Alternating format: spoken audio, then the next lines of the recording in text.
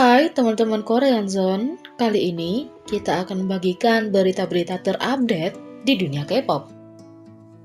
Yang pertama, BTS mengungkapkan alasan merilis single berbahasa Inggris dan tantangan di baliknya dalam sebuah wawancara dengan USA Today. Baru-baru ini, BTS mengadakan wawancara dengan USA Today dan berbicara tentang alasan mereka membuat single berbahasa Inggris bersama dengan tantangan yang harus mereka hadapi selama pandemi virus. Kita semua tahu bahwa BTS adalah boyband grup K-pop yang telah mencetak rekor dunia dan menulis sejarah dengan banyak penghargaan dan rekor dunia mereka. Kini, mereka telah mengambil tantangan baru dengan merilis lagu yang sepenuhnya berbahasa Inggris. Dalam wawancara yang mereka adakan dengan USA Today, grup tersebut menyatakan bahwa bagian tersulit tentang membuat Dynamite adalah keluar dari zona nyaman mereka saat mereka melanggar batasan bernyanyi dalam bahasa ibu mereka. Jungkook menyatakan, itu lebih menarik daripada sulit. Itu adalah jenis tantangan yang menarik. Karena RM mengatakan bahwa proyek ini adalah tantangan yang sangat menyenangkan. Sebelumnya, grup tersebut menyatakan bahwa mereka tidak berencana untuk bernyanyi sepenuhnya dalam bahasa Inggris karena mereka tidak ingin mengubah identitas mereka. Namun, banyak hal berubah ketika seluruh dunia tidak mengharapkan pandemi virus yang terjadi. BTS menyatakan bahwa mereka ingin melakukan sesuatu yang baik untuk semua orang di seluruh dunia karena kita semua menghadapi kesulitan. RM menyatakan, siapa yang mengira tentang pandemi ini? Tidak ada pertemuan, tidak ada karaoke, atau konser. Kami bahkan tidak bisa berjalan-jalan di taman. Jadi, kami tidak pernah berpikir untuk menyanyikan lagu ini sepenuhnya dalam bahasa Inggris. Pikiran itu baru saja datang kepada kami selama proses pembuatan album kami. Fandom BTS tersebar di seluruh dunia karena mereka memiliki pengikut di seluruh dunia. Sekarang, para penggemar akan dapat menikmati musik grup selain dalam bahasa Korea atau Jepang saat mereka merilis lagu dalam bahasa Inggris Dynamite pada tanggal 21 Agustus KST. Para anggota juga berbicara tentang bagaimana mereka mengatasi pandemi ini karena semua konser mereka telah dibatalkan. Selain itu, anggota BTS meninggalkan pesan suara untuk penggemar mereka hanya 1 hari sebelum perilisan single bahasa Inggris mereka Dynamite. Tepat pada 20 Agustus di tengah malam KST, anggota BTS meninggalkan pesan suara kejutan kepada penggemar mereka karena mereka hanya memiliki 1 hari tersisa untuk merilis Dynamite. Pesan suara dirilis di Twitter karena penggemar yang bersemangat menunggu beberapa jam lagi untuk mendengarkan lagu lengkapnya. Anggota BTS menyatakan bahwa mereka membuat lagu ini dengan fandom mereka, ARMY dalam pikiran mereka, dan mereka juga bersemangat untuk comeback.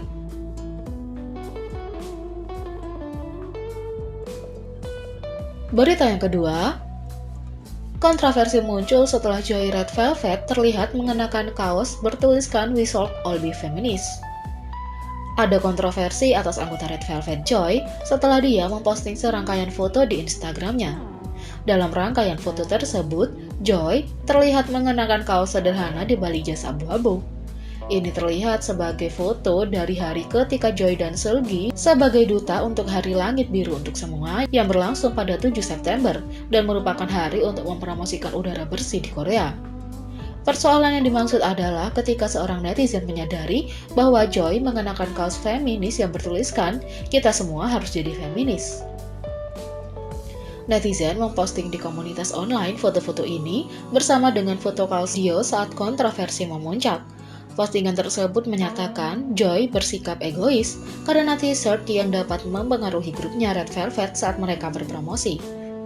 Saat ini ada perbedaan pendapat atas kaos Joy, sementara beberapa menyatakan Joy bersikap egois karena dia tahu bahwa kemeja itu kontroversial, tetapi masih memilih untuk memakainya dan mempengaruhi anggota grupnya, dan mengkritis artis yang lain menyatakan, ada apa dengan t-shirt itu? Dia mungkin memakainya karena itu disponsori. Namun, banyak netizen yang menyatakan bahwa kaos tersebut kemungkinan tidak disponsori karena Joy tidak menandai merek tersebut di fotonya. Biasanya Joy memberi tag pada merek tersebut jika pakaian tersebut disponsori oleh merek tertentu. Joy sebelumnya diketahui menandai Dio di Instagramnya untuk memberitahu penggemar bahwa itu adalah sponsor berbayar. Beberapa orang Korea melihat feminisme dengan persepsi negatif karena perempuan feminis digambarkan keras kepala dan menuntut. Oleh karena itu, selebriti manapun yang dikaitkan dengan feminis dipandang sebagai citra semacam itu, yang pada gilirannya mempengaruhi karir mereka secara negatif. Oleh karena itu, seorang anggota girl group yang terlihat mengenakan kemeja seperti itu dapat menimbulkan kontroversi. Sementara t-shirt Joy We Should All Be Feminist dijual di situs Dior dengan saat ini dijual seharga $860. Netizen berkomentar, ini akan mempengaruhi anggota kelompok lainnya. Mengapa dia memakainya? Joy pasti seorang feminis, ini bukti yang jelas. Selain tentang Joy, SM Entertainment merilis pernyataan tentang kondisi Wendy Red Velvet dan rencana masa depan. Wendy Red Velvet terlibat dalam kecelakaan tahun lalu yang menghancurkan hati banyak penggemar. 8 bulan kemudian, dia akhirnya siap tampil di hadapan penggemar lagi. Tadi malam, dengan perilisan gambar teasernya untuk proyek Sampul Hari Jadi Boa ke-20 oleh SM Entertainment, Wendy membakar media sosial. Penggemar membuat tren berbagai tagar untuk penyanyi cantik itu, dan dia mulai menjadi tren secara real time. Karena semua orang bertanya-tanya, apakah itu berarti dia akan kembali ke panggung? Pagi ini, kami mendapatkan jawabannya. Pada 19 Agustus, SM Entertainment dilaporkan memberitahu outlet media termasuk TV Daily bahwa Wendy telah pulih dan akan berpartisipasi dalam kegiatan di masa depan. Pernyataan singkat tapi ringkas mereka berbunyi, status Wendy adalah saat ini dia dalam kondisi yang sudah banyak pulih. Kami merencanakan dia untuk berpartisipasi dalam aktivitas Red Velvet dalam kepastian yang tidak membuatnya lelah, kata SM Entertainment. Sejak kecelakaan pada Desember 2019, Wendy telah fokus pada pemulihan dan penyembuhannya sendiri. Sebelumnya dilaporkan bahwa gadis-gadis Red Velvet akan singgah untuk merawatnya dan orang tuanya juga datang ke Korea untuk menemaninya. Dalam berita lain, Wendy juga telah mendonasikan 100 juta won kepada para korban virus pada bulan Februari, membuktikan kebaikan hatinya.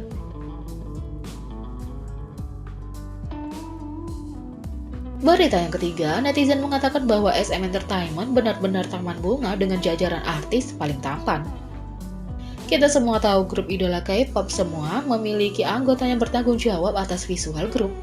Namun, ada satu perusahaan yang dikatakan oleh netizen sebagai ladang bunga sejati atau taman bunga karena mereka memiliki artis dengan visual terbaik di sekitarnya.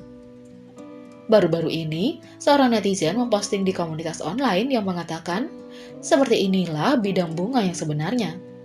Netizen tersebut memposting berbagai foto artis tersebut di SM Entertainment dan menyatakan bahwa mereka memiliki artis dengan wajah paling tampan. Banyak netizen yang setuju dengan netizen yang membuat postingan ini dan berkomentar bagaimana SM Entertainment hanya memilih visual terbaik untuk grup artis mereka. Netizen berkomentar, benar-benar ladang bunga. Masing-masing dari mereka sangat cantik. SM yang terbaik. Semua grup mereka adalah visual. Setiap anggota dari setiap grup semuanya terlihat sangat tampan dan cantik. Bagaimana SM bisa terus memilih orang-orang paling tampan di Korea?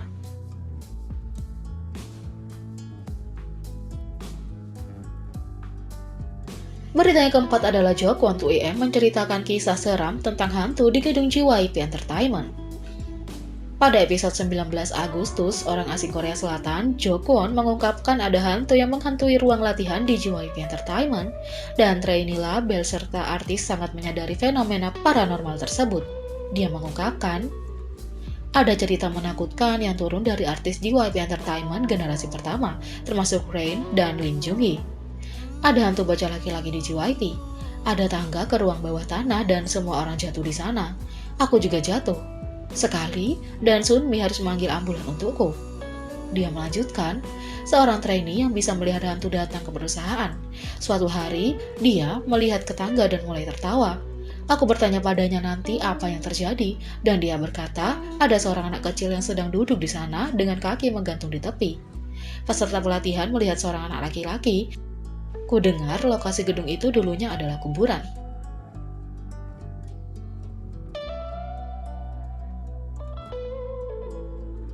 Jadi, bagaimana menurut kalian tentang berita-berita tersebut? Beri komentar di bawah.